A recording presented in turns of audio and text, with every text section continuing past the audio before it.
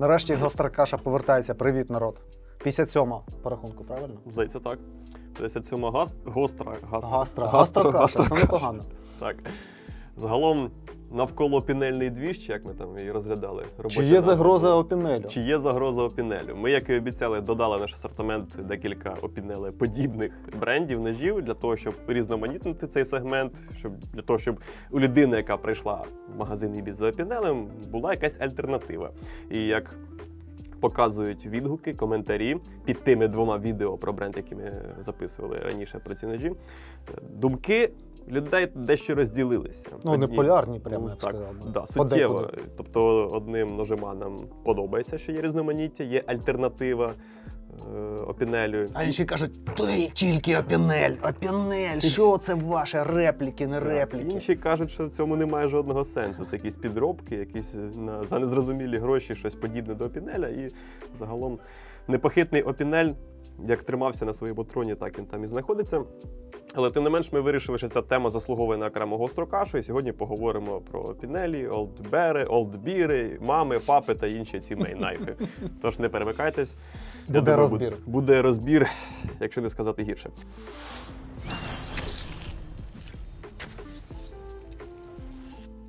Але перш ніж ми почнемо цю двіжуху навколо-пінельну, пробіжимося по пенькам-жмихам та іншим важливим оголошенням. Від сьогодні це буде швидкий пеньок і швидкий жмих. Так, і швидка каша. Турбопеньок. Головне, щоб не швидка Настя. Швидка Настя? Да. Чому ти згадав про Настю? Про швидкість? Настя і швидка Настя – це різні речі. Добре. Хто знає, напишіть в коментарях, що таке швидка Настя. Може, ми просто не про одну і ту саму Настю? Не про одну і ту саму Настю. Добре. Так, знову червоне дерево. Кліппоінт. Без жодної пояснювальної записки, але точно в ціль, як кажуть деякі недолугі. Як було на наклейках «Ібіс». Так. Точно в ціль. Чудовий зразок денярського китайського ножа. Здається, не перший і не останній саме в такому форм-факторі, з повздовжнім таким отвором, в який чудово забивається різний паштет і всякі інші такі штуки, для чого, власне, і слугує цей ніж. Зламане вістря, ним, схоже, намагалися відкрутити якийсь гвинтик чи щось таке. Загострення традиційне об бордюр з водичкою. Беклок. Беклок, на диво, ще й щось тримає. Там є замок, я думав, це сліпджой. Ні, це беклок, який щось навіть там тримає у закритому стані. Шикарне червоне дерево, больстери.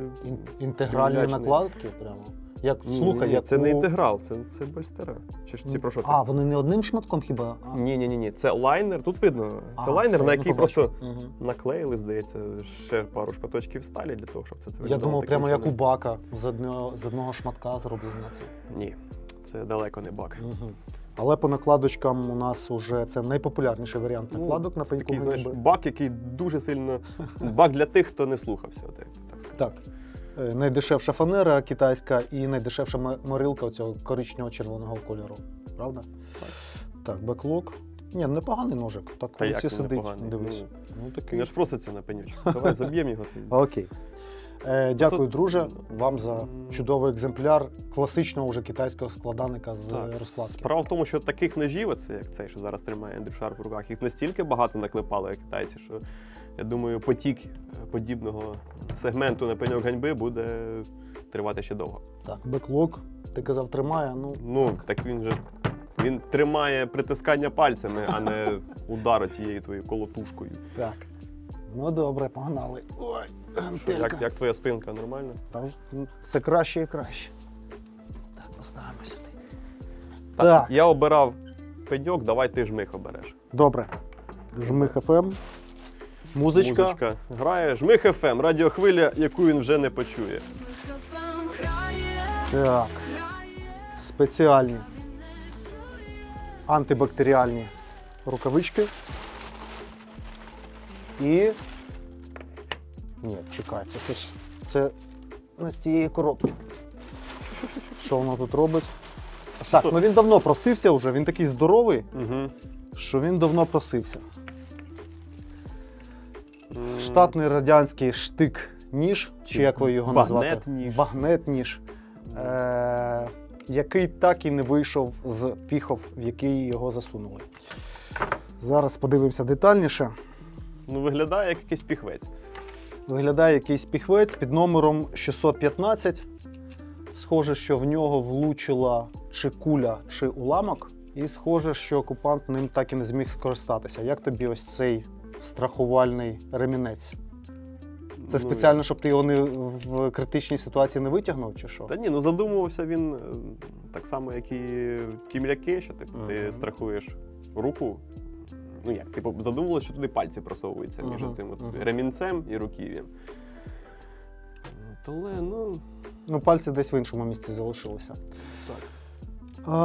Дивно, що він навпіл не розколовся від влучання. Це там ти теж ці історії читав, що при падінні клинки просто відлітали, кололися? А тут якась така більш м'яка сталь, тобто він витримав. Як гадаєш, що в такому стані можна вважати вже деактивованим? Навряд чи він буде лягати під визначення холодного зброї. Звісно. Там від нього мало що залишилось. Тобто вражаюча властивість його вже назавжди покинула цей зразок. Хіба що щучкою казанок знімати з вогня можна, різати вже навряд чи. Хочеться, знаєш, сподіватися, що подібне лайно залишилось на оснащенні лише ворожих сил. Це ж був штатний ніж до АКМ-а? АК-74 це до і 74. АКМ. А вони, здається, не відрізняються. Напишіть нам не в коментах. відрізняються. От подібний оцей рижик, як його в народі називають, він, здається, був і на 74-ки, і на АКМ-ах в комплекті. Якщо це не так, поправте в коментах. Там, звісно, зараз пішли вже в Росії, на Росії, точніше, розробки пішли трохи далі, і ці ножі почали вдосконалювати. Але за чисельними відгуками хлопців, які їх трофеї, ці ножі, що воно як було, м'яко кажучи, не вогонь, так і залишилось. Слухай, це штатний вільний підвіс оцей? Так. Нічого собі. Тільки він такий шумний. Ну, якраз для диверсійних операцій, так що тебе за 100 метрів було чутно, що ти... Ну, от він, мабуть, пошумів, тому і прийшов на нашу інсталяцію. Так, друзі, QR-код ви бачите на екрані. Актуальна банка для наших друзів з фронту, які ці ножі і передають. Донатимо по пару гривень і допомагаємо хлопцям далі працювати на благо України. Опа! Так. Ще одне важливе оголошення буде стосуватися нещодавнього скандалу з приводу ножа Boker EDK. Шкандалю? Шкандаль, так. Це герої першого враження, ніж, можна сказати, найдешевший в нашому асортименті зі сталі Магнакат, який так і не дожив, по суті, до публікації відео. Загалом ніж виявився настільки привабливим для ножемана, що його розмили буквально там в лічені дні. Їх заїхало всього, здається, 15 штук, якщо можна озвучувати цю цифру. І багато хто залишився невдоволеним. Чому, по-перше, так мало в першій партії цих ножів, якщо вони такі класні. По-друге, чому ви їх там рекламуєте в першому враженні, якщо їх вже немає в наявності, і так далі. У нас є оголошення, ці ножі будуть в асортименті, ми замовили досить велику партію, але справа в тому, що концерн Boker, він не справляється зі світовим попитом на цю модель, тобто вона викликала певний такий хайп не тільки в компанії Ibis і в українському ножеманстві, в принципі, по всьому світу на цей EDK звернули увагу, сфокусувалися і всі його хочуть, але тим не менш ми настояли, щоб нам першочергово була надіслана велика партія цих ножів другого покоління з покращеною кліпсою. Штампована вже кліпса там. Але важливо розуміти, що через цей світовий хайп концерн Boker трошки підвищив вартість цього ножа. Але спеціально для наших клієнтів ми зберігаємо ту саму вартість, яка була в першій генерації, в першій поставці. Але за умови повної передоплати. Тобто буде відкрита можливість повністю передоплати. Зробити передоплату. Да. Можна буде зробити повну передоплату і замовити цей ніж, купити його за старою ціною. Там, здається, 5200, щось таке. Щось таке, так, було 5200, якщо не помиляюся, в роздрібі. Тому всі, хто хотів цей ніж за такою ціною, можете спокійно видихнути, зробити передоплату і чекати, як тільки вони з'являться в Україні, ви свій ніж отримаєте. Якщо хочете заплатити більше, то чекайте, поки приїде. Так, якщо хочете переплатити, чекайте, коли вони опиняться на вітрині. От якось так, таке от оголошення. Сподіваюсь, трошки заспокоїли. Якщо ви бачите клиночок зараз, то видно, що цей ніж працює. Я його навіть забув. Так. Та там така анекдотична ситуація вийшла, що ми після першого враження ми просто побігли знімати гроші з банкомата і відразу купувати собі ці ножі. От. І, ну, загалом у нас шарпом по ножу такому є. Ми не втрималися і пішли купили собі. Я собі вже перегострив на 36 градусів. А це загостриться в 40? Цей загостриться трошки згодом в 40, коли я розгребусь по заточці, і будемо експериментувати. Є в планах зняти відео, щось типу там місяць на кишені, чи якісь такі тести провести цих ножів, приурочити до другої поставки, щоб якусь вже більш предметно про нього поговорити. Тому що, забігаючи наперед, він кльовий, він ніж супер, але з деякими нюансами, про які ми розкажемо, коли будемо більш детально говорити саме про цю модель. Так. І там ще до нас їде улюблений бренд багатьох наших глядачів, легендарний Кайзер. Кайзер, так. До другої поставки Кайзера ми теж доклали зусиль, ми перебрали найцікавіші моделі, вибрали з цього бренду, і скоро вони будуть у нас в мережі.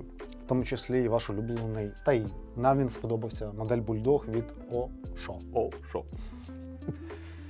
Окей, погнали. Не погнали. Не погнали, ще одне маленьке, важливе оголошення. Ти що, ми Тебе... в таймінг не вліземо. Та вліземо. Тебе недавно ти святкував день народження, я тобі так нічого і не подарував. Ні. Я знаю, що ти давно хотів прямо на гострій каші. Ніж подібного сегменту, щоб ходити, клацати, Microtech? задовбувати. Ну, на Microtech у мене не вистачило ні грошей, ні совісті. Але це буде трошки інший ніж, але це от тобі подаруночок на день народження. Пакетик теж мені? Можеш забрати. Блін, класно. Ну, якщо треба, я поверну. Ти що, їбан?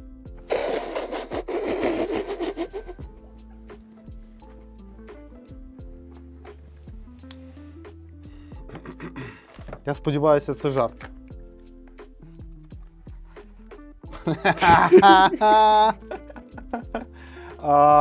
Ну що сказати, друзі. Насправді, з опінелеподібних ножів це дійсно протек, тому що це Switchblade, автоматичний Switchblade серед опінелей. Ну, номінально він клацає. Єдиний ніж з опінелеподібних, який відкривається однією рукою. І є повністю одноруким.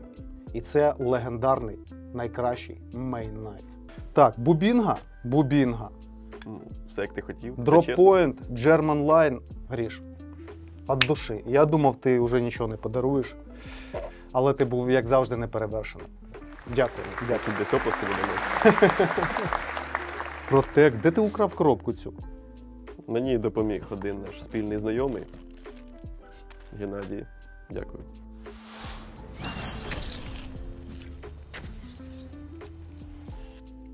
Так, нарешті переходимо до теми засідання. Чи є загроза опінелю? Навколо опінельний двіж. На цьому моменті половина аудиторії перемикає це відео на якесь наступне, а найбільш віддані фанати гострої каші наливають собі гарячий чайок, роблять смачні бутерброди і продовжують перегляд. Господи, навіщо я це все собі накупив? Не знаєш? Так, справа в тому, що ми якось трошечки захопилися цією навколо опінельною движухою і якось непомітно. Ну, у мене був опінель, само собою, як без опінеля? Ніяк. Потім якось я спонтанно придбав собі Old Bear, тому що Ендрю Шарп мене привів до вітрини, каже, дивись, Old Bear вже на вітрині. Ми тоді її називали Олдбірами, до речі. Олдбіри, так. Дивись, каже, Old Bear вже на вітрині. Я такий туди-сюди. І людина, яка закуповує їх, ще досі називає Олдбір, по-моєму. Я якось вхопив з вітрини цей чорний Total Black Old Bear, і я був просто шокований, наскільки він легенький. Таке враження, що це руків'я, воно з якогось з випаленої деревини, таке як вугілля. Обуглене, типу, так? Наче з якоїсь з обугленої деревини, воно якесь невагоме, він такий весь витончений і такий на межі опінеля десятки і філейника. Тобто, очевидь, значно тонший клиночок. Я такий дивлюсь, і замок прикольний, оригінальний, і розмір мій улюблений, типу, тотожний до десятки. Опінеля. Він, типу, і схожий на опінель, але так, ось відрізняється. Але відрізняється. І тут тобі і маньяго. Трошки незрозуміло було, що це за лупа, і що це за ведмідь, як вони там поєднуються в одному ножі, але відповідь на це питання я вже надав в одному з передніх відео. А з цим ти розібрався? тут теж якась, що там, лупа є? Лупа в наявності. Ага, і все, тут все. лупа, і тут лупа. На кожному олдбері є лупа. Якщо вам не на вистачає мойстові. веселки в вашому житті, друзі, якщо ви любите ось ці літні, Ну. теплі дні, дощові, то, в принципі, можете розглянути. Ну, я думаю, знайдеться власник і такому ножу в Україні. Ну, ти ж сказав, що це на подарунки найкращі, Так, один так, з так. найкращих. І я досі варіантів. думаю, що їх розберуть на подарунки, Мгм. тому що ну, кандидатів в оточенні на такий ніж більше, ніж тих, хто прям настільки сповідує європейські цінності. Принаймні, ну, аналізуючи своє оточення, мені здається, що це от так. Давай представимо, Загалом. хто сьогодні у нас на ринзі. Бо я вже почав, мене вже понесло, знаєш, як Остапа, розказувати історію, як я скуплю. Давай вже завершимо цю думку. Давай. Що ми не сильно взагалі упарювались в цей сегмент, але за короткий час ми стали власниками багатьох цих ножів.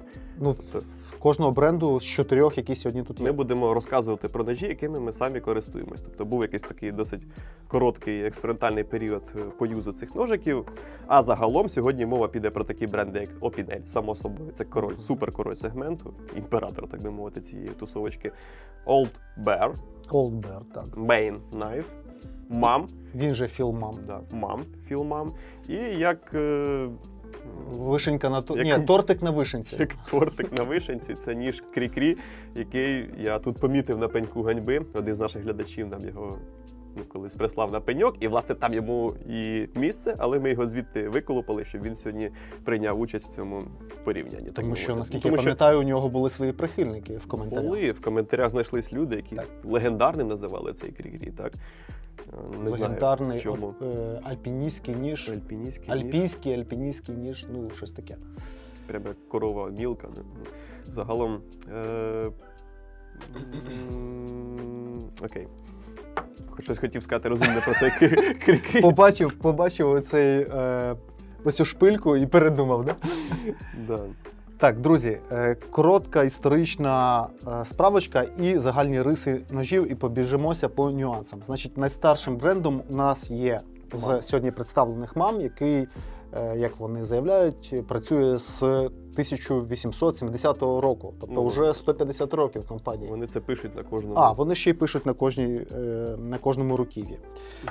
Opinel у нас трошечки молодший, 1890-го, наскільки я пам'ятаю, року, так? Так, 90-й рік. почалися виробництво цих ножів.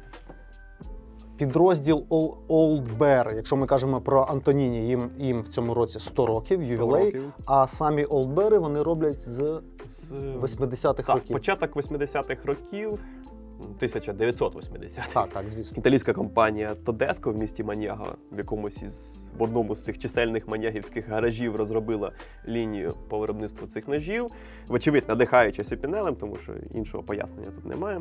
І компанія Антоніні побачила цей гараж, зацікавилась в ньому і майже відразу викупила. Сказали, у нас трошки більше грошей, так що давайте Давайте на ми Маньяго, цей- ось сусідній завод і Ми понеслося. цей гаражик заберемо собі, і як показала практика, вони не помилилися в цьому рішенні, тому що викупивши лінію виробництва ножів Old Bear, вони по суті отримали свій флагманський продукт.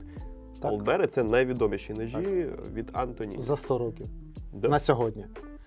І Main Knife, ну це настільки молода компанія, що вони ще про свій вік просто соромляться заявляти. Так, вони скромно не розповсюджуються про свій вік цих ножів, але ну, порівнюючи з іншими представленими, це наймолодша компанія. І Так. вона така найбільш передова. Так, що у нас загального у всіх цих ножах? Це дерев'яне руків'я, таке інтегральне, можна його назвати, з одного шматка дерева, Ну, чому ні? з прорізом для клинка, больстерна зона, гільзоподібна в більшості моделей, тоненькі по обуху клинки зі спусками від обуху. Всі ці характеристики поєднують всі представлені сьогодні бренди.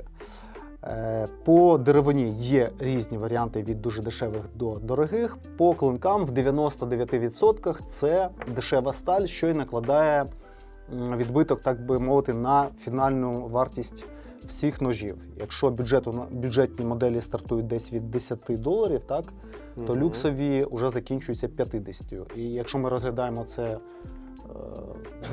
на загальному ножовому ринку, навіть за $50 на сьогоднішній день ніж можна розглядати в сегменті, мабуть, все-таки бюджетного ножа.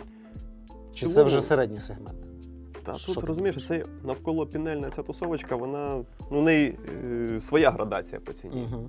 Тобто $50 для цієї категорії ножів це вже преміум, притом такий дебелий преміум. Тобто Вже- вони розглядають цінник саме от всередині ніші, не Ну. на загал, типу не Ні, там, ні. де у нас протеки, майкротеки, і тут. Ну, тут валовий ніж Active. $10-15 Мгм. коштує, там, чи євро. Ну. Тому, відповідно, 50 це вже прям преміум. Так, і ще один момент. Багато хто там, ми вже казали про це, каже там. Щось тут репліка, щось тут оригінал. Друзі, от подивіться, ми тут прикріпимо фотки складаних ножів римських, яким уже там по кілька тисяч років. І Це давайте увазі- закроємо це питання раз і назавжди. Не Тому що це сучасний Рим. все репліки. Це все репліки на старі складані римські ножі. Отак. І є щось, що хтось щось у когось вкрав, крім у римлян. Ну, дивись, тут напрошується таке порівняння Опінеля з Олдбером, тому що вони Мгм. дійсно виглядають як два рідних брати. Мгм. І порівняння Мейна з мамом, Так, тому що вони теж дуже подібні. давай, Давай ствій. Воркер і Ой. ось оці два Так, так. ножа, от вони теж дуже подібні. Якщо При тому, що Воркер теж є дроппойнт. А мамівський є теж кліппойнт. Відповідно, якщо вже казати, хто в кого що вкрав, то можна порівняти ці. Тому що порівнювати там Мейн і Опінель ну, можна, але у них досить різний конструктив. І тут Мгм. вже тоді порівнювати мам і Опінель. Вони плюс-мінус там по історії однаково зароджувались. Але у Опінеля і у Олдбера оригінальні запатентовані замки. Так. Тобто тут їх порівнювати в цьому плані Тобто, некоректно. якщо Вони порівняти- працюють за схожою схемою, але все-таки вони різні. Таке досить швидке порівняння я проводив, коли робив відео про бренд Old Bear, так як я є власником десятки Опінеля і Old Bear чорного. Там я розказував, в чому різниця по геометрії, по різним ергономічним моментам. Але якщо вже запитувати, так, чи репліка це, чи хтось у когось вкрав якісь розробки, то ні. Old Bear має оригінальну конструкцію, по-перше, запираючого механізму. Тут виточений больстер з кольорового металу, а не штампований, так як Мгм. на пінелях. Тут своя запатентована система, тобто цей слайдер, З засувом. цей засув зі шпенником, який Мгм. оперується однією рукою і має два положення, такі як вимикач на чайнику. Знаєш. Він запатентований і навіть вказаний номер патенту. Вибачте, якщо це ніж європейського виробництва, який робиться в Маньяго і має нанесений номер патенту прямо на больстері, то про що мова? Про які викрадені розробки? Звісно, це оригінальність. От, і я б не сказав, що він якось програє Опінелю. Це ніж, який дуже схожий на Опінель, який, вочевидь, розроблявся на базі Опінеля, але має Надихався, можливо. так, але має свої оригінальні розробки, які запатентовані компанією Тодеско в 85-му, здається, Мгм. чи щось таке, Ну, щось таке, так. чи 82-му. От. З лайнер-локами у мама та у Мейна тут складніша історія, тому що з одного боку, скоріш за все, вони могли поцупити цей замок у електриків на чолі з Майклом Уокером. Хоча компанія MAM пише на своєму сайті, на своїх ресурсах, що це запатентований замок лайнер-лок. Можливо, через оту легендарну одну точку кріплення, що б це не означало, друзі. Хто знає, Так. що це за легендарна одна точка кріплення, хто не пошкодував розвальцювати осьовий і розібрати ніж, щоб подивитися. Наскільки це оригінальна конструкція, що її можна було б запатентувати. Ну, я скептично до цього моменту ставлюся. З приводу клинків, хто у кого що вкрав, друзі, тут це теж некоректно, тому що всі оці форми клинків, вони... Тут немає якогось, знаєш, дизайнерського рішення. Це базова форма, по суті. Вони якби набували ці риси в залежності від регіону, де їх використовували. Якщо люди жили десь поблизу водойм, у нас ближче щось до філейника використовувалося. Так? Якщо десь ближче до лісу, у нас щось ближче до зручніше кліппойнтом працювати. Правильно? Якщо десь ближче до битви в Тавтенбурзькому лісі, то це щось ближче до списа. Щось проникаюче. Так. От. Тому всі оці європейські ножі, вони так чи інакше набували форми, їх клинки набували певної форми в залежності від регіону використання. А тепер це поставлено на заводські рейки і випускається просто як для різноманіття. Слухай, таке ще питання. Ти коли робив відео про бренд Main Knives, тобі там закидали в коментах, що типу це намагання продати репліку мама, але дорожчу. Можеш якось прокоментувати це? Там же ж є момент з власниками. Так, момент з власниками в тому, що власник Мейна каже, що він і власник мама – це одна родина. І певний час вони працювали разом. До якогось моменту, коли власник Мейна вирішив робити щось трішечки дорожче, проте і трішечки якісніше. Ми далі на цьому зупинимося, не зараз. Але як це можна вважати реплікою, якщо ти це робив просто під іншим брендом? Тобто це ж і твій це досвід. відгалудження. Це одна сім'я, Так. але хтось вирішив зробити трошки по-своєму. Ти це робив своїми руками. Тобто це твоя робота, це твій досвід. Ти захотів робити свою справу. Чому ти не можеш використовувати надбання своїх там рук, не знаю, своїх, починаючи від предків, закінчуючи власними руками. Тому вважати це реплікою, я б так би не вважав. А цей момент, що вони споріднені, ці власники, вони з однієї родини. Так, це португальська сім'я, в принципі. Це не дозволяє назвати, наприклад, Main реплікою мама. Ні. Так, з цим пройшли. Так, конструктив і матеріали. Давай пробіжимося. Їх об'єднує те, що вони використовують дуже прості сталі. Якщо мова йде про Opinel, то це у нас, по суті, модифікований 12-й сандвік, який у них має маркування Inox на клинку, або вуглецева сталь XC90, здається. Тобто там майже 1% вуглеця в складі. Так. Така базова XC90, базова вуглецівка, яка... Це французького виробництва вуглецівка. Яка гартується досить непогану твердість, там 58, 59 до 60 іноді. Нержавійка, в базовий коридор, там 12-го сандвіку 55 плюс-мінус одиниць по Роквеллу. Вони останні, я бачу, писали на сайті, що 56-57 сандвік вони гартують. Можливо, цілком. Найближчий конкурент Old Bear. Він раніше робився зі сталі AISI 420. Зараз вони, судячи з тої поставки, що ми отримали, перелізли на сталь 1.4060 з маркуванням нітроген, що означає нам збагачення азотом цієї сталі, а також на сайті Old Bear можна побачити заявлення про кріобробку цієї сталі. Саме нержавійки. Так, і заявлений саме нержавійки. І заявлений коридор твердості там 57-58. Тобто вже такий досить непоганий, як для EDC, коридорчик, досить тверденька нержавійка, ще й з азотом і кріообробкою, так виходить. Так. Що виглядає на фоні конкурентів досить сучасно і досить конкурентоздатно. Вуглецівка у них, мені здається, програє опінелівський. Там простіша сталь, там це 70 або це 65, тобто вона менш насичена вуглецем, ця вуглецівка, і гартується вона компанією Old Bear за їх заявками максимум на 56 років. На оливі. На оливі. Тобто згартування в машині, в моторній оливі. І це дивно, історія. Те, що нержавійка гартується на більшу твердість, ніж вуглецівка. Досить дивна історія. Розкажи про мам і про Main по сталям.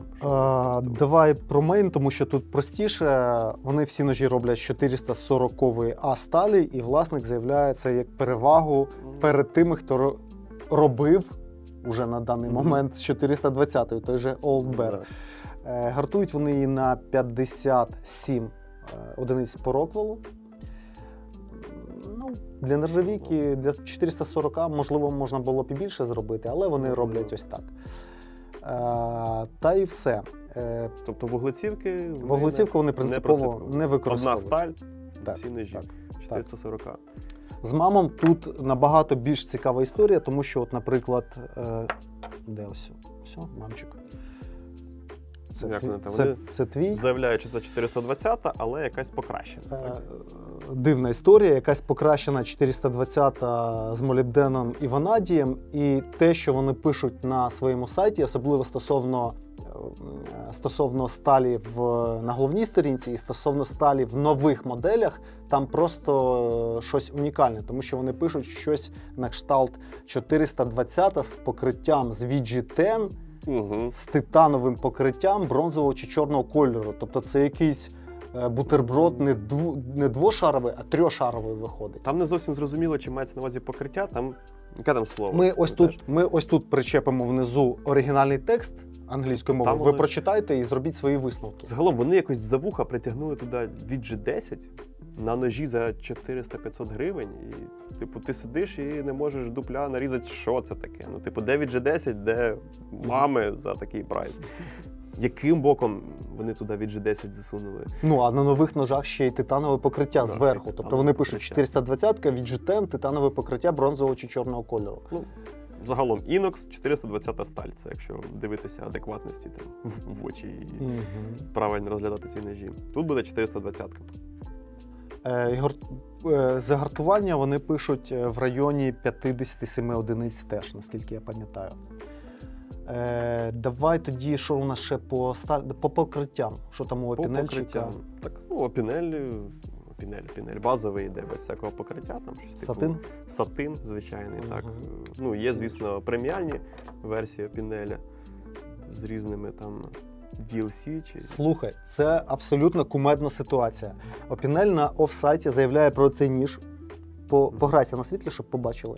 От я б сказав би, що це якесь DLC чи титанове Ну, покриття. дуже схоже, Скажи? так. Вони пишуть, що це PVD? PVD. А це PVD. PVD. При тому, що у компанії Main-Knife є воркер, ось така модель ножа, тільки преміальна, з покриттям дуже схожим на це, дзеркальне, яке вони заявляють як титанове. При цьому у Мейна є іспанська лінійка, на якій вони теж на сайті пишуть, що це титанове покриття, Але це а більше воно схоже на виглядає як PVD. Тобто, що ці західняки накрутили, от я... Ні, ну тут CGRB-шне покриття таке. Тобто це титан заявляють, Мгм. а це PVD. Хоча виглядає навпаки. Реально виглядає зовсім навпаки. Таке враження, що західна цивілізація, вона взяла цей металевий предмет з різьбою і забила його. Це Видно там? щось таке? евфемізм на евфемізм вийшов. Друзі, висновки самі робіть, як знаєте, тому що ми заплуталися в цьому плані. Да. Що з чорним покриттям у Олдбера? Old Bear преміальний, той, що Total Black, мій Мгм. улюблений. Тут у нас тефлон. І це схоже на тефлон. Це схоже на тефлон. Я не скажу, що тефлон це взагалі, в принципі, найкраще покриття для ножа, але це ціна якість. Угу. І це, Ну, в принципі, непогано, це цікавіше, ніж просто. Наш улюблений Пелтон робить, аж гай гудить. І тефлонове, і церакотове на вибір, яке хочеш. Да. За той короткий час, що я володію цим ножем, ну, тефлон не обліз, хоча я цим ножем полюбляю попрацювати на кухні, щось порізати. Ну, він різучий капець. І я не відмовляю собі в задоволенні щось з ним понарізати, там покуховарити. Саме покриття не злазить, але в місці, де відбувається тертя, по больстеру, по Мгм. дерев'яному руків'ї, трошечки воно Притирається. там притирається. Але не так швидко, як Ну, PVD. це абсолютно очікуване для тефлону, це ж не DLC. Мгм. Відповідно, це нормальний знос для такого покриття. Ну, це щось середнє по зносу між PVD-шкою і DLC-хою. Виділені дві сталі з цього різноманіття, що ми зараз перечислили, які тобі найбільше подобаються. Так, на скидку. Ну, звісно, вуглецівка порізу опінелевська. В принципі, опінель з усіх цих брендів з коробки загострений на порядок якісніше. Так, це По наступний відчуттям. пункт. А, це Суто по сталі. Ну, тут ми 420, 440, там, 4060, 12 Sandvik, це 70, і, там, XC90. Дивись, по нержавійкам якоїсь різниці в роботі я особливо не відчуваю. Тому тут важко когось виділити. По вуглецівці, загострення далі, як тобі тоді сказати? Ну, да. Різниця тільки в базовому загостренні. Доведеться це тут сказати. Тому що мій Old Bear з коробочки, він трошечки різав папірець підворшував. Підворшував. З опінелем такої ситуації ви навряд чи помітите, що на вуглецівці, що на нержавійці. Але я працював Old Bear'ом по кухні, в тому числі я різав помідори, тобто він був в кислотному середовищі. Я його відразу мив після приготування, просушував, протирав, змащував, але жодного якогось натяку на корозію, навіть на потемніння клинка немає. І це такий приємний бонус, це те, що мене здивувало в цій вуглецівці. Навіть больстер, видно, що трошечки потемнів у мене, Угу. але не клинок. Ну, бачиш, тобі це здається приємним бонусом, а мене б це насторожило. Тому що купуючи ніж з вуглецівки. Типу, що не вуглецівка? Так. Ну, типу, це якась така дивна вуглецівка, яка, по-перше, заявлена твердість якої 56 для вуглецівки. Ну, типу, з цим жити можна якось, але хотілося б трошки більше, хоча б на пару одиничок. Угу. Тобто, купуючи опінель, ну, по-перше, вона буде твердіша, ця вуглецівка. Ну, і по-друге, вона дійсно буде вуглецівкою. Типу, ти відчуваєш це під час загострення, під час різу, особливо різу по дереву. Угу. Ну і вона, звісно, буде ржавіти від того самого помідора. Відразу плямами піде, як бензин на калюжі.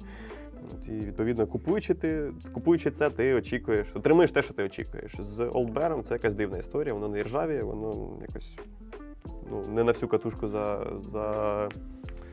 гартоване і так далі. Ну, подивимося на майбутнє, ще ж він по банану не бігав, по лимону, можливо... Коли він вже побігає по банану.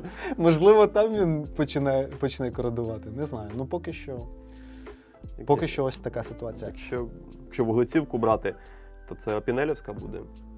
Ну, я вже сказав чому. Угу. Вона тверденька, вона різуча, вона мені подобається саме своїми експлуатаційними характеристиками. Класно агресивно ріже, і більше від неї нема чого очікувати.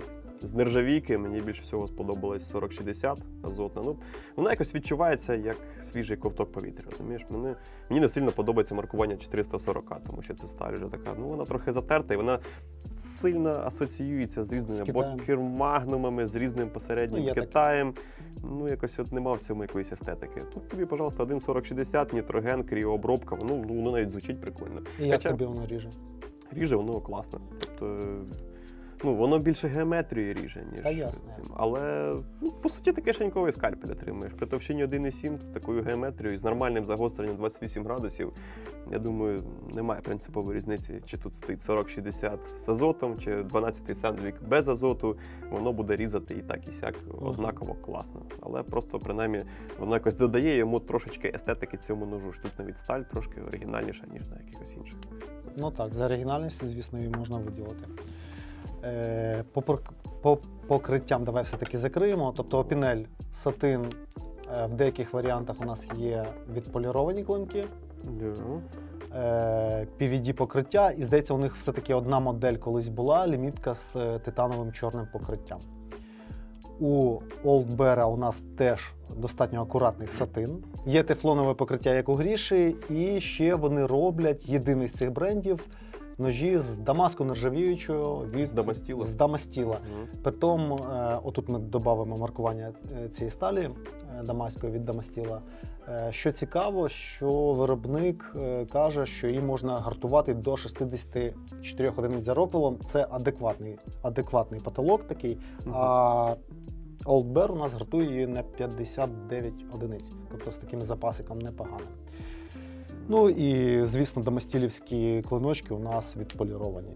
Тобто є ще відполіровані варіанти. У найстаршої компанії MAM, Hillman. Взагалі є якийсь преміум по сталям? Ні. Ну, преміум. Трьохшаровий... куди вже преміальніше? Сендвіч. 420, да, 420, зверху напилення з вичутем. І все це за 460 гривень. Ну, от як це не купити, я не знаю. Так. Є у них преміум лінійка, оця з титановим покриттям бронзового кольору, до речі, ніхто більше це не використовує, і чорного кольору. А так на всіх ножах такий, мабуть, найнеакуратніший сатин використовується. Та ще й логічно, це, мабуть, найпростіший фініш для таких ножів. У Мейна сатин більш акуратний, і на преміум ножах це титанове чорне покриття і спірне покриття, з яким ми поки не розібралися, яке виглядає як PVD. Але заявлено як титанове покриття. Саме так. Що хоч, то і думай. Так. Що, пройдемо? По розмірам. Скажемо? По розмірам. Опінель, як відомо, має свою лінійку по розмірам. Базова лінійка опінеля починається від найменших, закінчується гігантами, яких зараз немає в наявності. Тобто під будь-яку кишеню, під будь-які збочені забаганки можна знайти собі підходящий за розміром опінель. Він буде відрізнятися цифровим маркуванням, якщо можна сказати. Тобто, так. Від другого номера до 13. Мачетою 13. Да. От Old Bear пішов подібною логікою. Але вибач, вони ще відбивають свої брелочні невеликі розміри від повноцінних наявністю замка, наскільки я пам'ятаю. Так, Тобто так. другий, третій, четвертий розмір з Вони- клинком до 60 мм, Вони від не 45 до 60 не мають замка. Там замка немає, там просто больстер і, відповідно, клиночок не фіксується замком у відкритому стані. Починаючи з 5-го номера і до 13-го, у нас знаменитий, запатентований В 1955 році з сином Жозефа Опінеля замок Віроблок. віроблок. Я чуть ротоблок знову не сказав. Ну, ти любиш, він тебе віброблок, там, ротоблок, вібро-ротоблок. Ні, ну в цьому подкасті ротоблок не можна робити. Якраз треба пошвидше говорити. Да. Прискорюємось. Old Bear пішов подібною логікою, але розкидав свої ножі за розміром, так як це Так як ви футболки Так як купуєте. ви футболки купуєте, таких одяг зазвичай розбивають на розмірну сітку. Тобто найменший Old Bear – це XS, потім там S, M, L, XL. Найбільший у них XL, отакий, як цей чорний розмір, він тотожний до десятки Опінеля. А найменшого тут немає. Ну, ми можемо вставимо фоточку з відео про бренд, там де їх якраз 60 мм найменший. Тобто, в принципі, всі бренди вони по робочим моделям сходяться на тому, що найменший робочий ніж з замком він починається з 60 мм. Да. Ну просто Old Bear не пішли вже в якісь збочені розміри. Не пішли. 13-й Да, опінель, вони там не де стали 22 см клинок. Не стали робити якийсь гігантський ніж, типу такого, і не стали робити брілкові ножі. Хоча в них там є якісь брілки в асортименті, але про їх наявність не хочеться згадувати. Друже, я бачив людину в метро з 13-м опінелем, яку він носив ззовні рюкзака, і що ззовні висів молоток. Якщо ви нас дивитесь, напишіть в коментарях, для чого вам 13-й опінель і молоток ззовні, які прикріплені до рюкзака. Так. Ну, виглядали ви небезпечно, я не ризикнув підходити. Тобто ти не підійшов і не спитав у нього, друже, типу? Ні. Як Це виглядало... Навіщо тобі такий ніж? Це виглядало загрозливо, занадто. Ну, для того, напевно, добродій носить все це, весь цей еквіпмент з собою. Так. Так, що далі? По розмірам? Значить, Мами, папи, що вони? Мам і мейн у нас мають брелкові варіанти, які теж від 45 мм починаються. У нас їх немає, це вже дорослі моделі. І від 45 закінчують 105 мм. Тобто вони вирішили, що це ми будемо десятку повторювати у Опінеля чи XL-ку у Old Bear. Ми зробимо на скільки? На пів сантиметра довші клинки на великих моделях. І що цікаво, що португальські ці два бренди, вони зосередилися по розмірам в діапазоні від 80 до 90 мм. У них там аж 4 є розміри: 80, 83, 87 і 90. От чомусь їм подобається саме такий розмір клинка між 8 і 9 сантиметрами. Мабуть, самий ходовий, такий самий робочий розмір.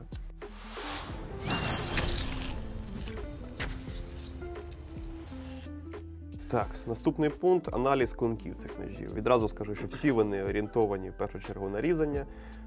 Вони мають різучу геометрію, майже всі спуски від обуху, але з деякими моментами. Наприклад, мам, якщо взяти, клинки мам чомусь мають спуск лише з однієї сторони. Так, це мейн взяв. Якщо взяти мам і придивитися, то спуск від обуху виконано лише з однієї сторони. Інша сторона у нас пласка. Тобто там, де є маркування мам, це пласка сторона. Спуску на ній немає. Ти звертав на це увагу? Ні, не звернув. Прикол, точно.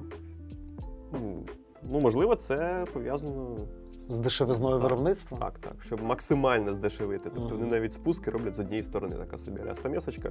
Чи може у них на виробництві був Емерсон, Ерні, такий заходить і каже: класний ножик, от якби ще його стамесочкою зробити, взагалі був би такий, то що треба. Тактичний мам, стамесочка, от щось проглядається. Такий вплив Ерні Емерсона. Але краєчка двостороння. Тут він не зміг задавити їх. Так, забігаючи наперед, скажу, що ріжуча крайка присутня, тобто такий класичний підвод присутній як на мамах, так і на мейнах. Але якість цієї заточки, якість цього підводу варіюється від посередньої до трохи більш посередньої. Не на користь мама. по клинкам. Цікавий підхід зробили Main Knives. Вони розбили свої ножі на різні такі категорії, пов'язані з етнічностями. Тобто німецька лінійка ножів, італійська, іспанська, тобто така мікронаваха, американська. І вони майже як Cold Steel пішли. Так, розумієш? так. Такі от різні етнічності, народності і ножі, які притаманні цим народам, вони оформили в різні лінійки своїх ножів. Мені особисто це подобається. У них найбільший, мабуть, асортимент по різноманітності профілів клинків. Тобто у нас тут є два дроппойнта, здається, відрізняється на воркері та на German Line. Тут, на жаль, немає у нас воркера, але, здається, мені вони відрізняються. У нас є два кліп-пойнта, тобто ось такий хижий, як на воркері, такий більш American кліп-пойнт і більш класичний. Є у нас класичний? Немає у нас класичного. Класичний я маю на увазі Опінельо Олдбірівський. Тобто ось такий профіль, він присутній абсолютно на всіх цих брендах. Це найпопулярніший профіль клинка. Шипфут у нас присутній на мейні і присутній у Олдбера, але, здається, ми не привезли його. Не привезли. Тут не скажу. Точно не привезли, а чи присутній, це нам... Є шипфут у Мама, його немає тільки у Опінеля. Філейні варіанти є у Мама, є у де він? Здоровий філейник. Також. Ось. У тебе ж. Є у Мама, є у Опінеля та є у Мейна. Ви знаєте цю історію. Середземноморський регіон, всі діла. Рибка. Атлантичний океан. І, власне, що відрізняє по профілям Old Bear і Опінель від Мама та Мейна, те, що Old Bear і Опінель в 85% випадків зосередилися на кліп-пойнті та на руків'ї, яке більш у нас притаманне для прямого молоткового хвату. Угу. Тобто або силовий різ у нас, або якийсь очисні роботи там з овочами, чи фруктами, якщо ми користуємося десь на кухні. Якщо порівнювати ці два ножа по клинку, то по контуру вони практично однакові. Тут немає що порівняти. Один той самий клинок. По товщині різниця є. Опінель має 2 мм товщина по обуху, Old Bear – це 1,7. І ця різниця, вона відчутна, коли ти ножем ріжеш, так скажу. Тобто, якщо мова йде про нарізання продуктів, то Old Bear трошечки приємніший, але якщо в тебе немає два ножа для порівняння, ти не скажеш, що це цей краще ріже, цей гірше. Вони обидва ріжуть просто супер. Але якщо ти вже настільки маніак, що ти починаєш порівнювати Old Bear з Опінелем, Old Bear ріже краще. Але тут є момент, інша сторона медалі. Цей клинок, за рахунок того, що він такий тоненький, він і є досить таким гнучким. Такий напівфілейничок. Так, напівфілейничок. Якщо потрібно взяти гілячку, так, і щось цією гілячкою позастругувати, нам писали в коментах, що типу, що ви там розганяєтесь, нормально вони там ріжуть всякі гілячі, ці опінелі, я хожу там в походи з опінелями, ріжу ці свої гілочки і там не парюсь, все нормально. Так, 10-й опінель з 2 мм по обуху, особливо з вуглецівки, дійсно непогано ріже гіляче. Особливо після загострення толкового. Тобто так, це його достатньо, в нього міцності, щоб навіть трошки з силою там поколупатися в тому гілячі. Про Old Bear я так не скажу. Полегшене руків'я, невагоме, тонесенький оцей клиночок, який грає в тому руків'ї. Тут мінімальне прикладання сили. Я не пробував, чесно кажучи, але от не виникає бажання якось силою щось строгати цим ножем. От він виключно для різу по продуктам і по всяким там медичним пакуванням. Загалом всі представлені сьогодні бренди мають товщину клинка, якщо ми беремо найменші моделі до найбільших, від 1 до 2 мм. Тобто 2 мм – це апріорі різачок, тобто лом не може бути 2 мм. Так, там 13-й Опінель, там щось більше, але ж то мачете складане, то ж не ніж. Ми кажемо про робочі розміри. Зведення у них у всіх, до речі, так брав штангелем, проміряв. Якщо міряти, наприклад, Опінель і Old Bear, по Опінелю буває 0,1-0,2 проскакує. Тобто там є мікропідводик? Я думав, вони в нуль. Це вже після загострення. Це після загострення. А так же ж вони в нуль зведені, що один, що інший. Так, там як сказати, я б не сказав, що це якась сильна там сторона чи перевага, що вони зведені в нуль. Ну, тим самим там досить посередня ріжуча крайка. І мені особисто не подобається заводське загострення на опінелях, на олдберах трохи краще, але воно там плаває. На деяких воно взагалі відсутнє, як на моєму. Тобто там не було нічого. Він просто милив, він не різав навіть нічого. На деяких воно краще, воно залінзоване, як на твоєму, наприклад. Там ріжуча крайка, по суті, така мікролінзочка. Ну да, так. До речі, Opinel на своєму сайті, вони прям пишуть, що в них convex grind. Тобто вони наголошують на тому, що це трошечки нам дає міцності. І, в принципі, у Олдбера та сама історія, на відміну від Мейна і Мама, у яких прямі спуски. З підводом. Да, з підводом, і у Мама... У Мама ще є односторонній, як ти помітив. Грінт. Да, односторонній грінт. Так чи інакше, я такі ножі не залишаю на рідному загостренні, їх відразу перегострюю в 28 градусів. Точаться вони елементарно, швидко, жодних проблем не виникає. Якщо там середній по складності ніж, якийсь умовний там Cold Steel чи SPA, я буду гострити годину, там, півтори, то Олдбер чи Opinel, ну, реально загострити там в 3 каменя хвилин за 15 там. Ну, я не думаю, що Мам і Мейн будуть відрізнятися в цьому плані. І він не вимагає сильної заморочливості в плані загострення. 220, 400, 600, якщо зовсім хочеш там полірнути, ну береш 1200 біленький цей борайт, поліруєш його, потім знімаєш заусенець шкірою, там буквально по 2-3 проходи з кожної сторони, і все, і в тебе скальпель, і різатиме він дуже довго і не скоро затупиться.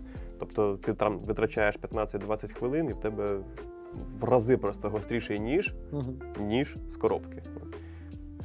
Розумієш, яка історія? Тому я так і роблю. Добре, а для фанатів конвекса без підводу що робити? А я не фанат конвексу. Тому не підкажу, так? Тому робіть, як знаєте.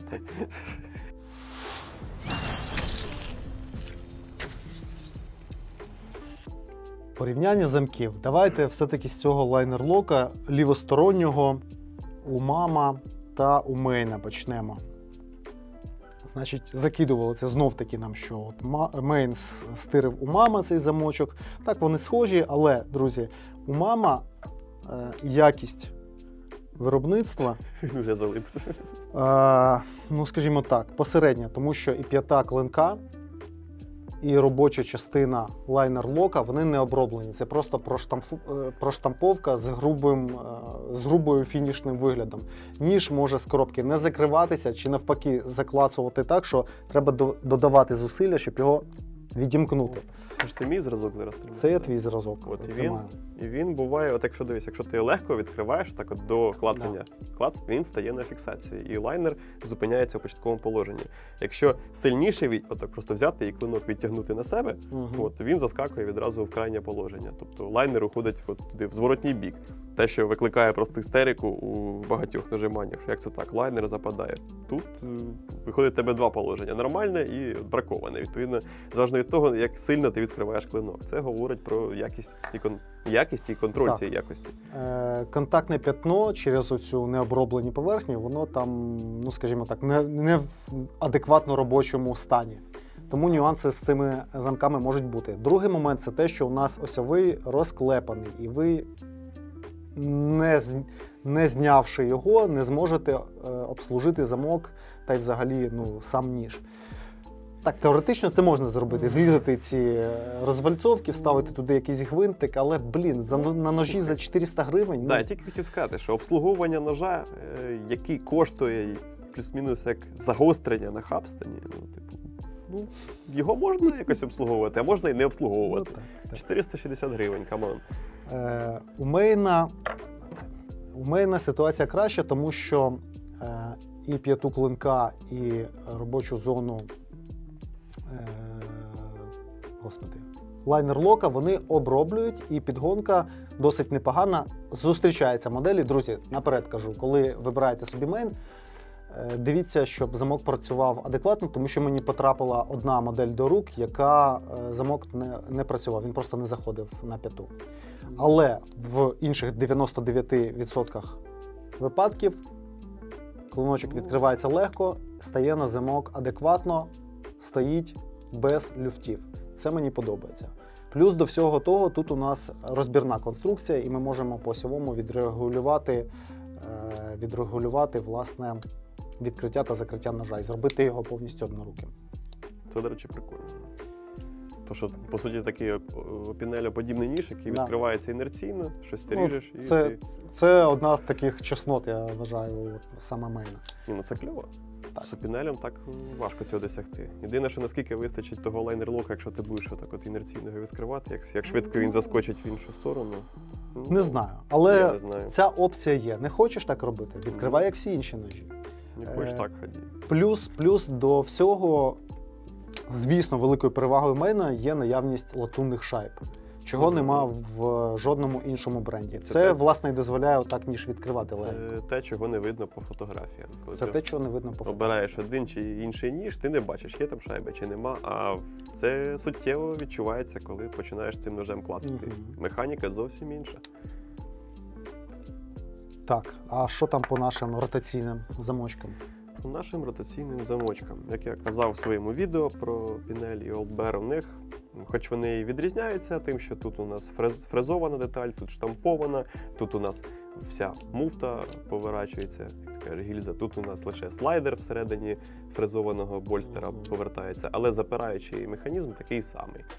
Тобто конструктивно вони запирають клинки однаково, по суті. Єдина різниця в тому, що тут ми оперуємо поворотом муфти, тут ми рухаємо слайдер, який має два положення. Закрито, відкрито. Ергономіка ножа від цього не змінюється. Тобто, працюючи опінелем, ти як робиш? Ти дістаєш цей опінель, двома руками ти його відкриваєш, одним проворотом муфти ти його ставиш на фіксацію, ріжеш то, що тобі потрібно відрізати, потім цим самим пальцем ти його знімаєш з фіксації і однією рукою ти складаєш. Але це у випадку, якщо замок так зґвалтований, як у тебе. Тобто з коробки... Зґвалтований. Ну, да.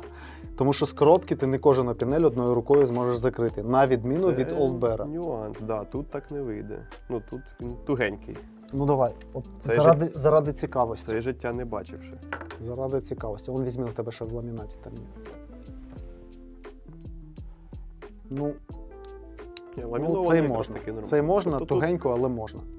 Але по комфорту все одно Да, Old Bear да. виграє. Якщо з опінелем отака ергономіка буде 50/50, в залежності від того, наскільки туго ходить ця от муфта, то з Old Bear'ом практично кожен з коробки, ну, вам вистачить сили в пальцях, щоб совати туди-сюди цей слайдер для відкривання та закривання ножа. В цілому ергономіка, як я вже казав, однакова. Двома руками ти його відкриваєш, а далі погнав, поставив на фіксацію, порізав, зняв з фіксації, закрив, зафіксував, щоб він тебе там не відкрився в кишені. З приємних бонусів це регульований осьовий. Тобто у тебе гвинт під торкс, 6, якщо не помиляюсь. Ключик, до речі, йде в комплекті, гартований нормальний ключ для того, щоб регулювати, розбирати, збирати цей ніж. В плані обслуговування він мені більше подобається, ніж опінель. Для того, щоб розібрати опінель, треба погратися. Це не так просто, як просто викрутити осьовий гвинт.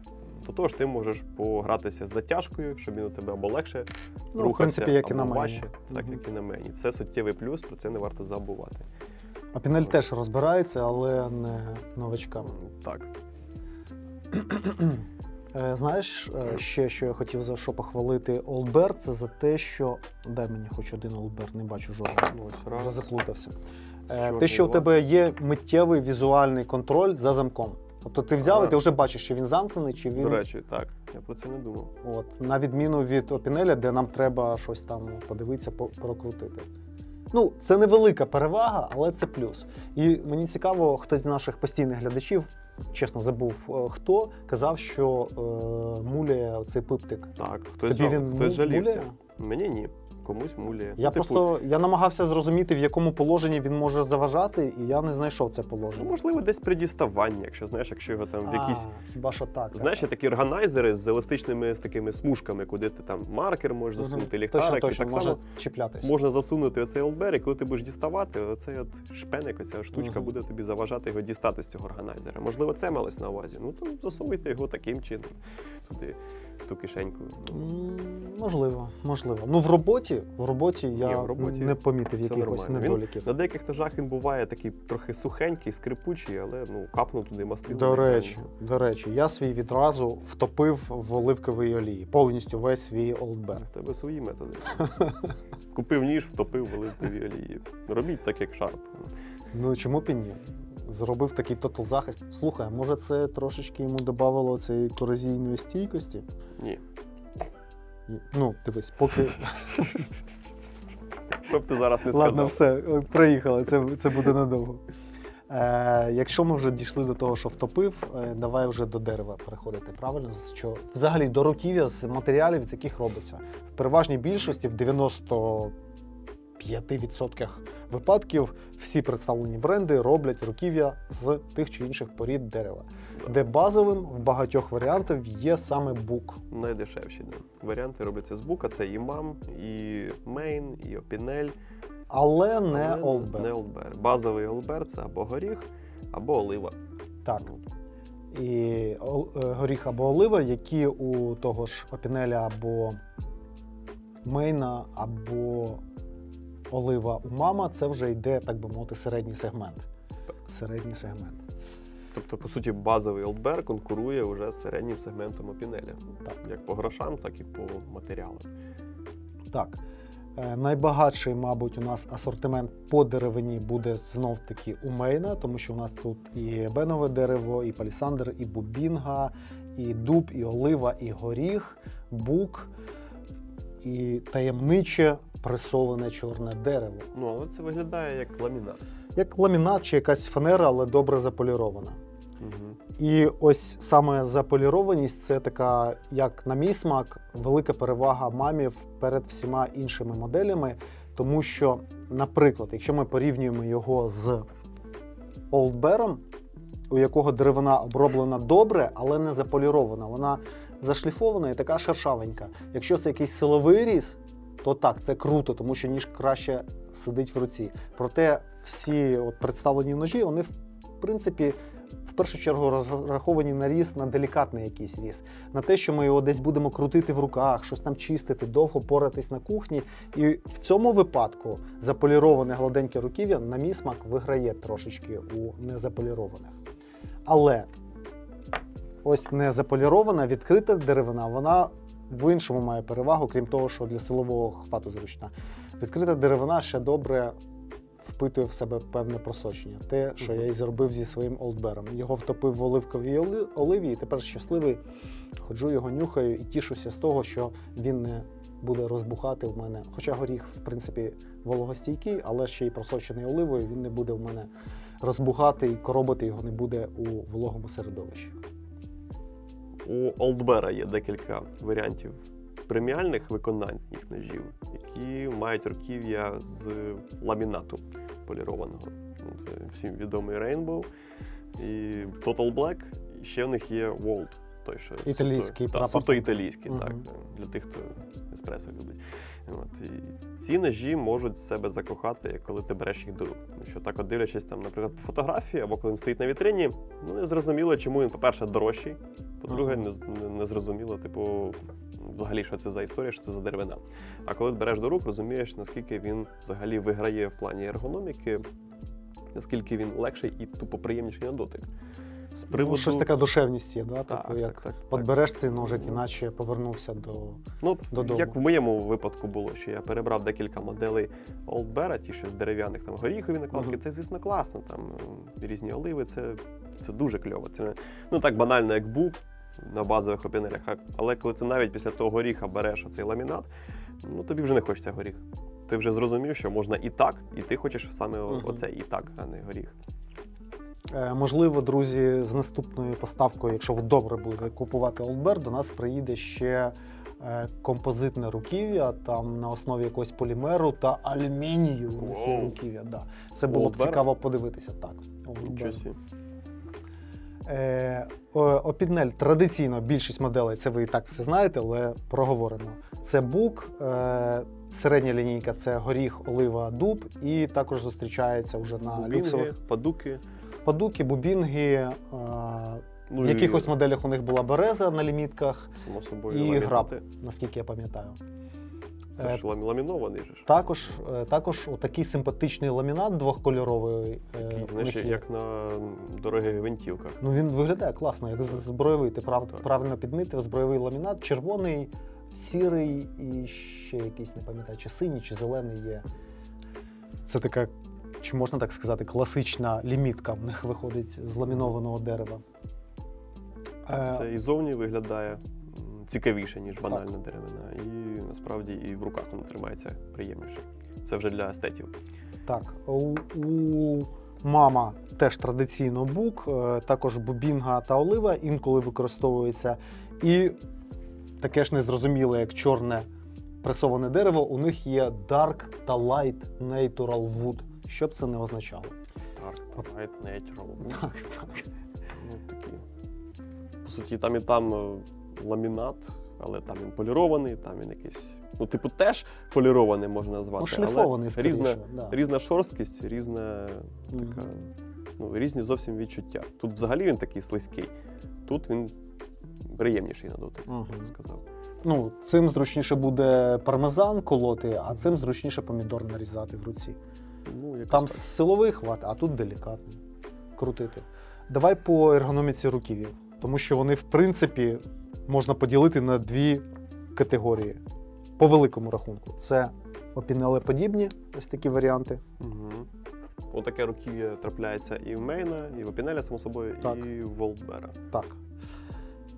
І Ну, Олдбер пішов трохи іншим шляхом, вони додали ще отакий виступ тут. отакий виступ, і вони закруглили ось цей кутик. До речі, так.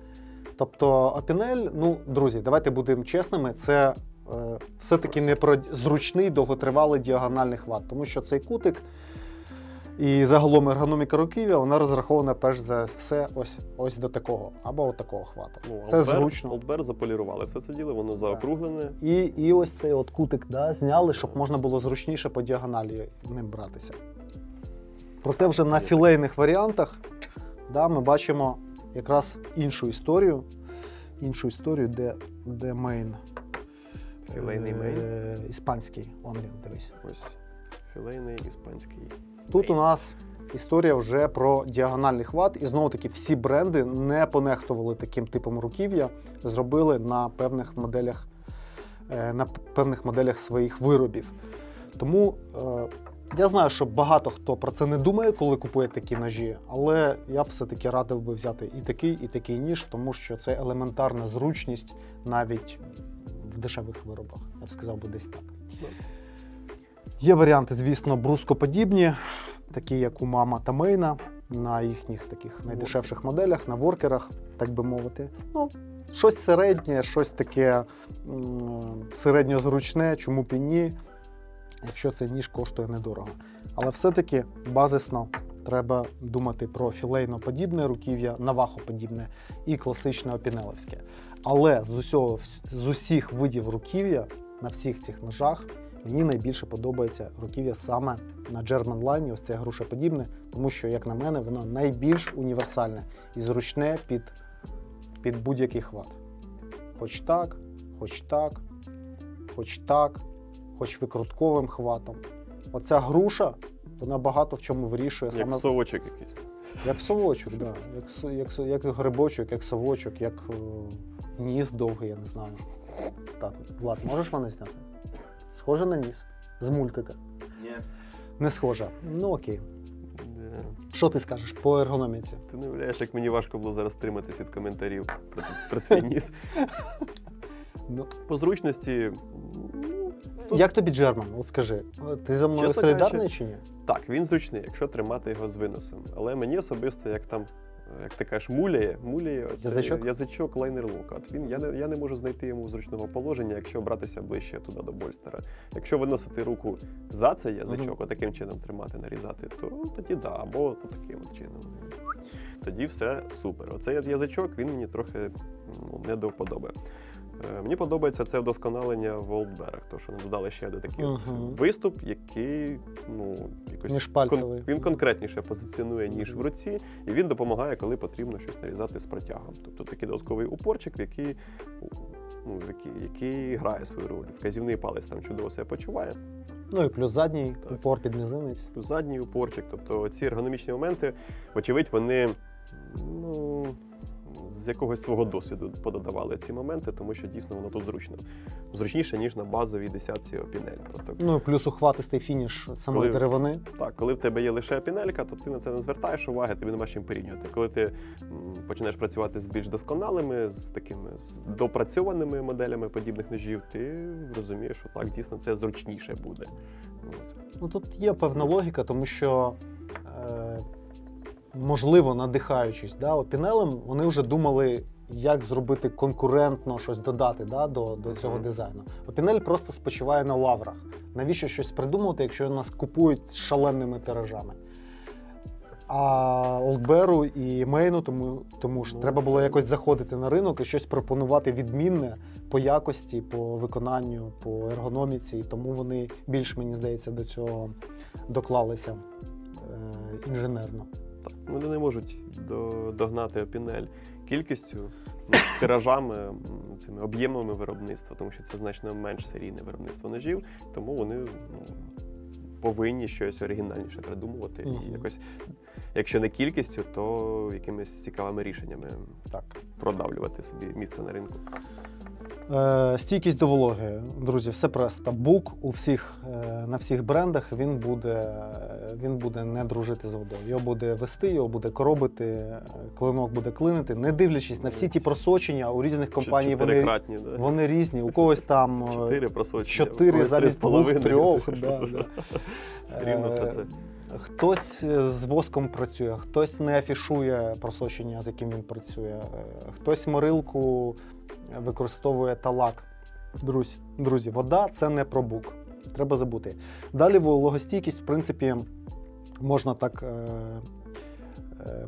градуювати, чи як це сказати, в залежності від щільності деревини, і можна орієнтуватися ще на ціну, тому що от середній сегмент, горіх, олива і дуб, особливо олива, вони вже мають стійкість до вологи там краще. Гарну стійкість до вологи, особливо олива, яка ще й між волокном в своїй структурі має масло, олію, точніше.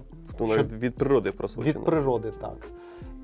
І, звісно, такі породи деревини, як ебенове дерево, бубінга, той самий падук, роузвуд, це що, пальсандр, так? Вони стійкі від природи, вони дуже щільні, стійкі до вологи. Хоча я б всю деревину додатково ще просочував тою самою улюбленою оливковою олією. Дайте шарпу ніж, і він відразу вкине його в банку з олією. Хоча б через прорізь для клинка, хоча б зсередини. Тому що от на полірованих руків'ях, не знаю, зовні щось не хочеться його замочувати. Та й менше з тим. З ламінатами не зовсім зрозуміла історія.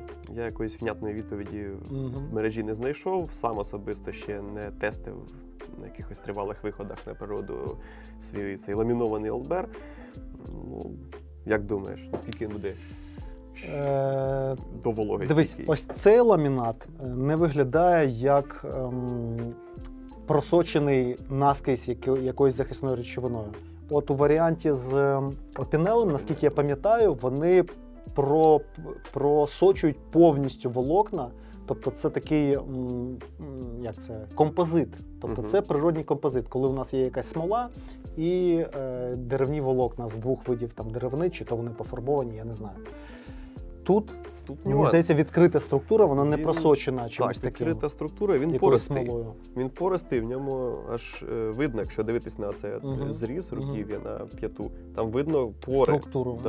Купу отворів. Відповідно, питання є все-таки до вологостійкості, на відміну від того самого Мейна, який заполірований, і він щільніший, вочевидь. Виглядає щільнішим, так. Але теж, розумієш, нам потрібен пробіг. От тут, давай чесно скажемо, нам потрібен пробіг, що по Олдберу, що по Мейну. Немає якогось суттєвого прям такого досвіду багаторічного користування цими ножами, тому поки що це питання саме з ламінатом відкритим, саме з ламінатами цими. По вологостійкості клинків з нержавійками тут питань не буде. По вуглецівкам питання залишається відкритим з Олдбером у мене, тому що незрозумілий момент Мені потрібно корозійною їх стійкістю. погострити, тобі потрібно ними порізати.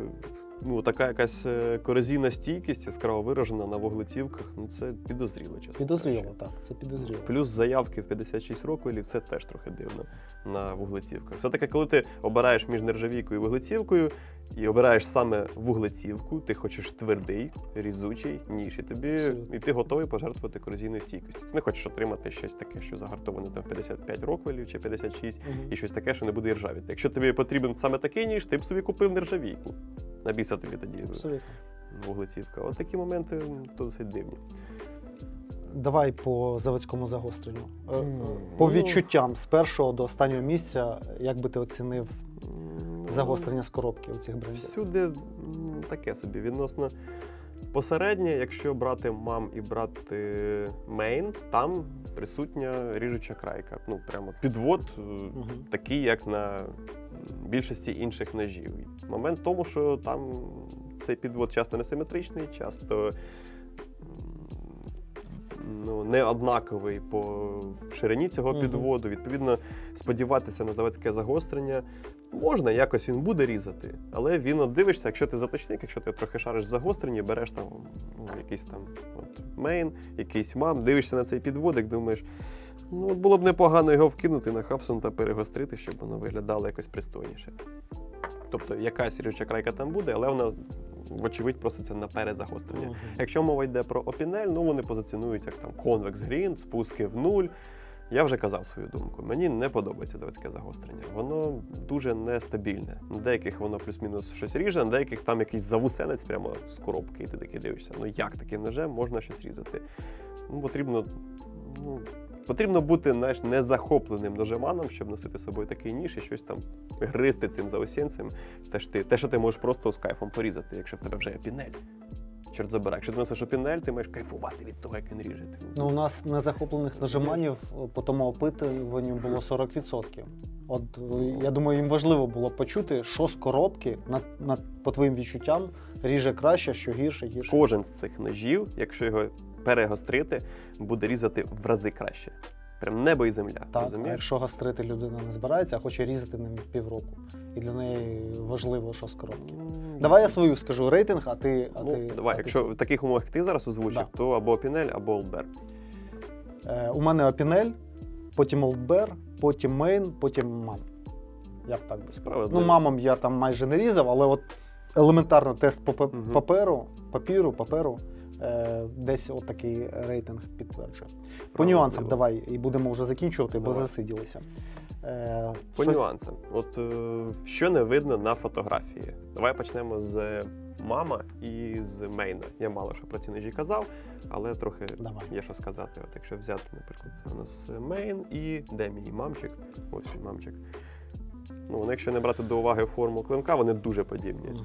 Однакові больстера, однакові руків'я, і там тімлячок, лайнер-лок з однаковою цією язичком круглим, профіль клинка. Але мам оцей коштував 460, а цей, здається, 650. 600 чимось, так. Так, у людини, яка обирає між цими ножами, виникне логічне запитання. Типу, якщо вони такі однакові зовні, чому різниця у вартості? Чим цікавий мам? Мам – це чесний португальський бренд, який відомий, який заснований в позаминулому столітті. Тобто 1870 рік, все чесно, вони це гравіюють на кожному руків'ї. Тут тобі не made in China, тут тобі зроблено в Португалії. Водночас з цим досить посередня якість. Тобто я би не сказав, що виробництво саме в Португалії для ножа мам – це якась чеснота. Ну, це, можливо, додає трохи естетики, що в тебе не китайський ніж, він все-таки європейського виробництва, це ближче до опінельної історії. Але водночас тим сказати, що мам – це високоякісний європейський якийсь виріб, ну ні. Багато необроблених деталей, багато моментів з збиранням, тобто він якийсь такий дивно відцентрований. Розбірна конструкція. Так. Просто роботяга не для естета. Це не для того, щоб ти цей ніж дивився, там роздивлявся, як він класно відцентрований, як він чудово в тебе плавно ходить.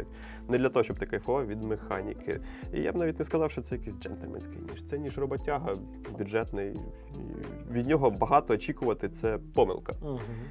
Абсолютно. Main Knives цікавіший тим, що це свіжий погляд на ножі подібного сегменту. Це сучасніше взагалі виконання.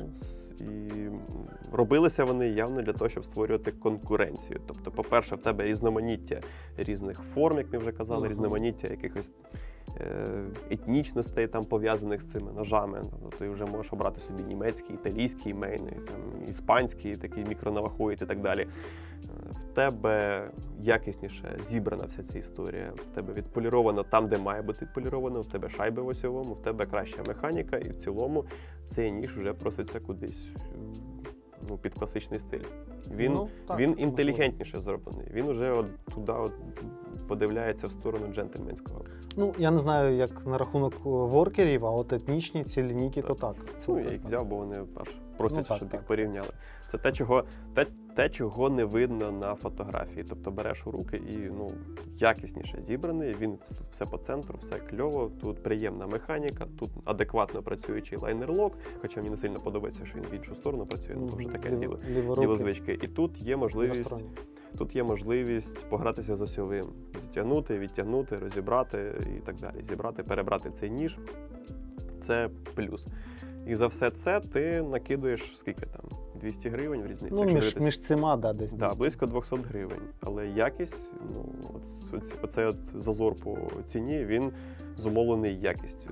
Трошечки зупиняє китайський слід в цих ножах. Оце от характерне маркування 440, коробочка, як на якихось ектівах. Оце от китайський кульочок з пакетиком, силікагелем. Тобто, от щось, є такий присмак китайщини. Давай я повторюся. Тобто деревина, метал, всі деталі робляться в Європі, а вже на збірку і на фініш всіх деталей мейни їдуть в Китай. Дивна логістика. Але вони якось тут знайшли плюси для себе. Не знаю, через півсвіту відправляти на завершення. Але факт в тому, що суто португальський ніж без відношення до Китаю дешевший і гірший по якості. Мейн, який зібраний в Китаї, в рази якісніший. Він акуратніший, він відцентрований, він зроблений значно інтелігентніше. Він дорожчий, він в Китаї зібраний. Тільки якого біса вони ставлять сюди поліуретанову петлю замість шкіряної? Я думав, тобі подобається поліуретан і все, що з ним пов'язано. На італійській лінійці у них шкіряні петлі. Ну якщо ви працюєте зі шкірою, нафіга ви тулите? Притому навіть на люксових моделях у них оця ПУшка петля. Оце китайський, саме це китайський слід, я вважаю. Коли ви за мейн за 2000 гривень ставите ПУ. Китайський присмак такий. Китайський присмак. Китайської дитини. Ой, господи, що я? Рук. Так, тут вчасно треба зупинитися, бо тебе вже кудись... Запах рук китайської дитини, яка працювала. Да, саме це ти мав на увазі, звісно. Так, це всі нюанси, які ти хотів сказати. Та думаю, так. А ти що ще скажеш? Нюанс по опінелям один. Вони на порядок дешевші. І це вирішує на даний момент розвитку ножової культури і ножового ринку майже все. Ми назвали тему, чи є загроза опінеля. Так от, в плані якихось конструктивних рішень, дизайнерських, конструктивних, матеріальних рішень у кожного з цих брендів є свої переваги над опінелем. Але за рахунок масовості виробництва, впізнаваності і ціннику у опінеля конкурента немає. Це як, знаєш, як пливуть в океані авіаносець і таких 3 маленьких чи більше фрегатика. Ну, якби океан широкий, вони один одному не заважають, але рухаються в одному напрямку. Отак би я порівняв би опінель з іншими цими брендами. Та й все, мабуть. Що ще можна сказати? Народ, я вам зичу придбати точніше не так, рекомендую придбати по одній моделі кожного цього бренда, просто для колекції. Це не б'є по гаманцю, але ви точно зможете визначити, що вам більше подобається. Це що я хотів сказати, що перевага цих ножів, і опінеля, і всіх подібних до нього, це ну, як не крути, вартість. Тобто не обов'язково купувати, от як я, преміальний там Албер за 2000 гривень. Це об'єктивно, це дорого за такий ніж. Ну, це, якщо дуже хочеться чимось себе Це ми, побалувати. якщо в цій бульбашці. Так. Якщо в оцій бульбашки крутитися, то 2000 гривень, ну, це тут один із найдорожчих представлених ножів. Тому що 5200, боже, дішман який, давай, побігли до банкомата. Коли ти бачиш магнакат із Олінга за 5200, ти про все забуваєш і біжиш як дурник до того магнаката. Алло, знімати кохана, гроші. я в супермаркет не зможу сьогодні зайти. Ні, ну не прям так, ну вибач, це вже взагалі шизу якусь диктують.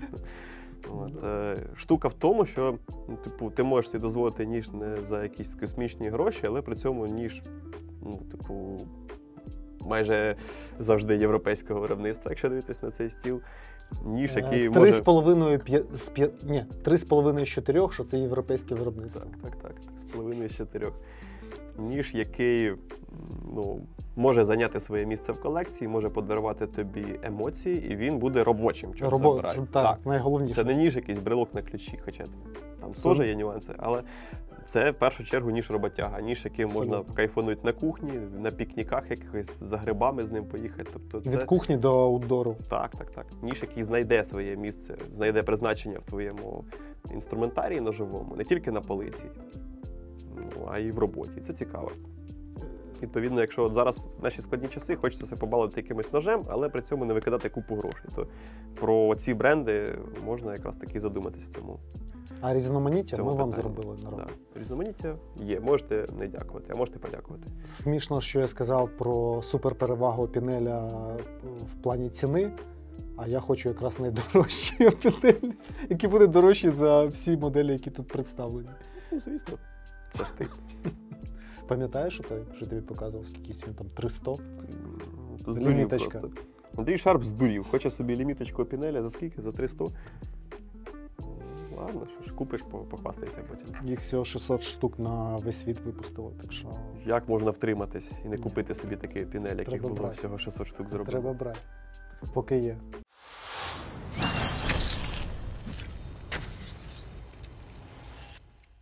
Друзі, ми закрили цей великий збір на 150 тисяч гривень і зібрали 157 206 завдяки вам. В якийсь момент збір застряг, і ми дякуємо всім, хто через свої соцмережі допоміг його підштовхнути і власне, назбирати суму на автомобіль для нашого колеги. Як і обіцяли, серед переможців розіграємо призи. Буде в нас топ-донатор, якому ми подаруємо сок Телус. Нанесемо гравіювання гостра каша і додамо патч. І серед всіх інших учасників розіграємо інші призи. CGRB Акація, до якого теж додамо патч гостра каша. Маленький такий брелочок Kershaw Cinder з патчем гостра каша. 2 бафи Бьокер з патчами. І серед решти 5 патчів гостра каша. Так, давай спочатку топ-донатора нашого нагородимо. Це один учасник. Показати.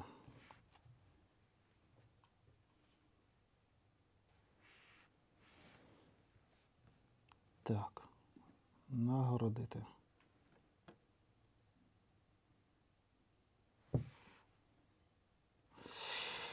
Андрій Т.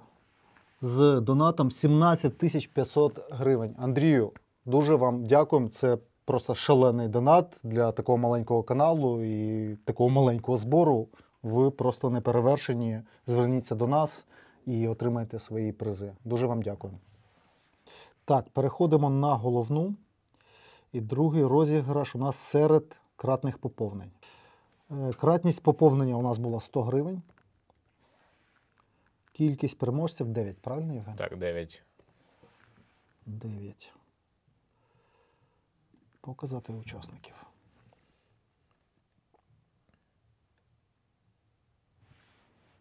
Так, у нас Що там у нас? 266 учасників. Друзі, дуже вам дякуємо знову таки. Перемішати та розіграти.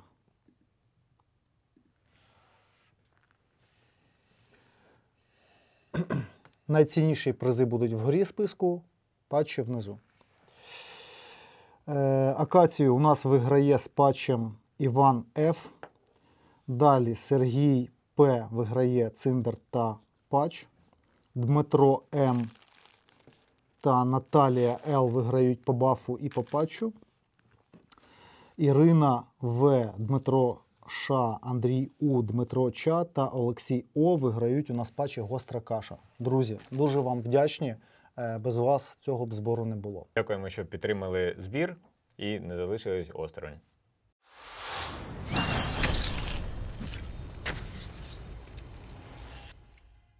Все, а на цьому, як там, знижечка буде в описі під відео? Го-го-го! По промокоду на... Може, взагалі на все дамо знижку? Ну, на що дозволять, на то дамо. Загалом Спробуємо на всі олдбери, на всі мейни і на всі опінелі дати знижку. Спробуємо, але не обіцяємо. Але вона буде отам. так, знижка в описі під відео. 57 Заходьте. гостра каша. Замовляйте зі знижкою, радуйте себе, свою колекцію поповнюйте і кайфуйте на кухні і в аутдорі. Все. 57 гостра каша. Па-па.